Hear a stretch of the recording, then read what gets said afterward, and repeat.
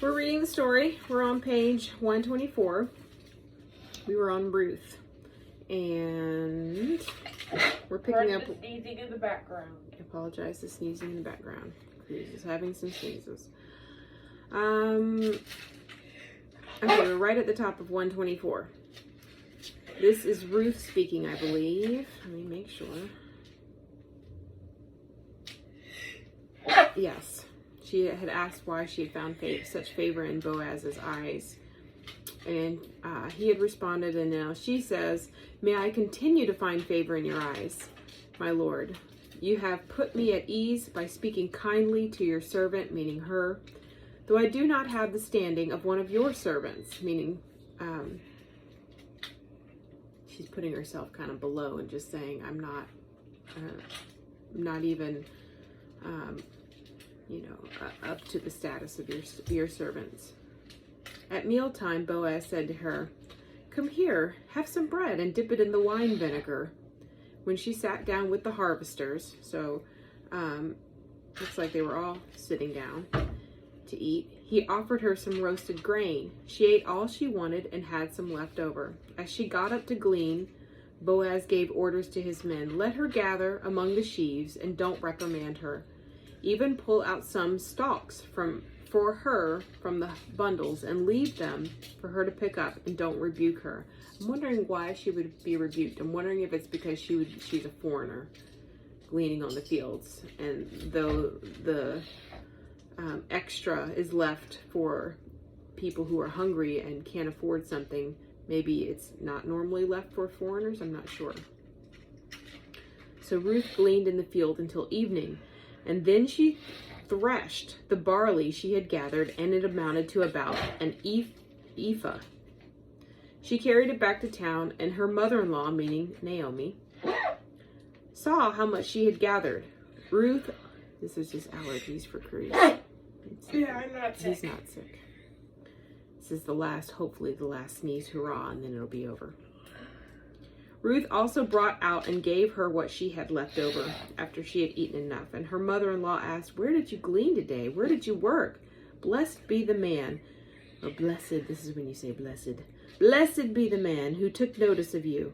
Then Ruth told her mother-in-law about the one at whose place she had been working. "The name of the man I worked with today is Boaz," she said. "Oh, the Lord bless him," Naomi said. "He has not stopped showing his kindness to the living and the dead." Why is he showing kindness to the dead?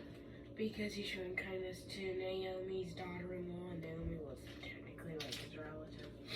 No, She the was dad. a relative of his.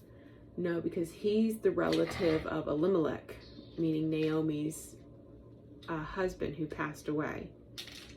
And so he's showing him kindness because he's taking care of his wife and his daughter-in-law. "That man is our close relative, and he is one of our guardian redeemers." Then Ruth, the Moabite, said, "He even said to me, 'Stay with my workers until they finish harvesting all of my grain.'" Naomi said to Ruth, her daughter-in-law, "It will be good for you, my daughter, to go with the women who work for him, because in someone else's field you might be harmed." So it seems like it's because she's a foreigner, but though it doesn't say that outright. Because there are other women there gleaning, and she's going with the other women, so the only difference between her and the other women is she's a foreigner. So Ruth stayed close to the women of Boaz to glean until the barley and wheat harvests were finished, and she lived with her mother-in-law, Naomi.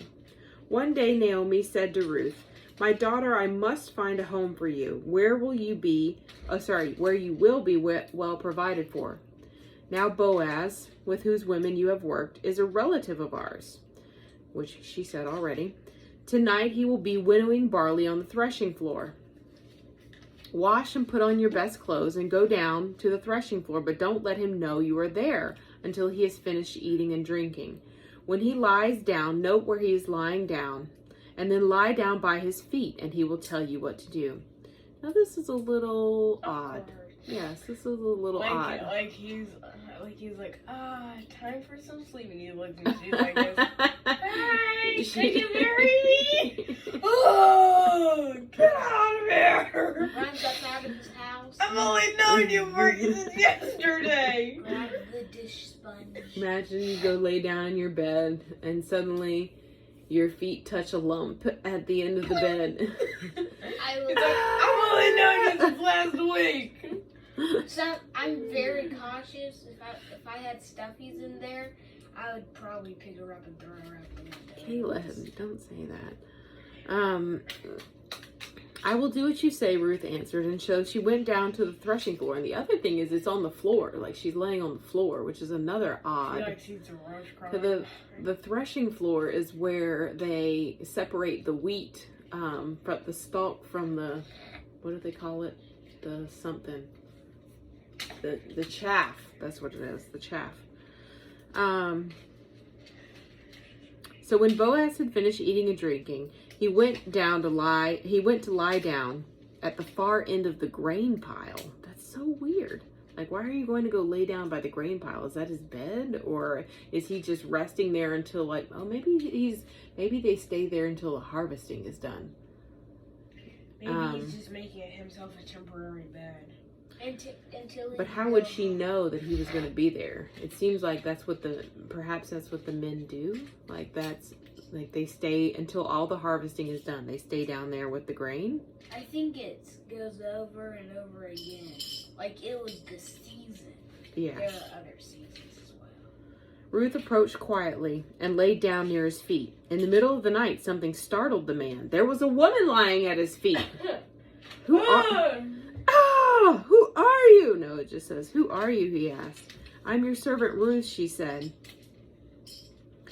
She said, spread the corner of your garment over me, since you are my guardian redeemer in our family. Since you are the guardian redeemer of our family. This gets weirder and weirder. She's asking him to redeem their family because they no longer have a covering. Boaz said, the Lord bless you. This kindness is greater than that which you showed earlier. You have not run after the younger men, whether rich or poor, and now don't be afraid. I will do all that you ask. All the people of my town know that you are a woman of noble character. And although it is true that I am a guardian redeemer, there is one who is more closely related than I.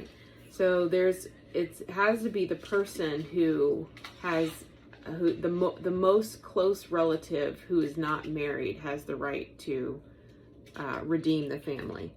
Unless he says no. Yes. So he said, stay here for the night, and in the morning, if he wants to do his duty as the guardian redeemer, then good. Let him redeem the family. But if not, as surely as the Lord lives, I will do it. So she lay at his feet until morning, but got up before anyone could be recognized. I guess so they don't see a woman coming out from where he was lying down. Because who replaced him? They're like, what type of funny business is going on over here? Are you Scandalous. two, like, dating or something? No one must know that a woman came to the threshing floor. So it looks like that, yes, the men stay at the threshing floor during the harvesting season. There shouldn't be a woman there at all. He also said, bring me the shawl that you are wearing and hold it out. And when she did so, he poured in it 6 measures of barley and placed the bundle on her. And then he went back to town. So, we're going to stop there. We're at finished page 125. We'll pick up back on page 126 tomorrow. Okay. Bye. Oh, probably not tomorrow. We'll see.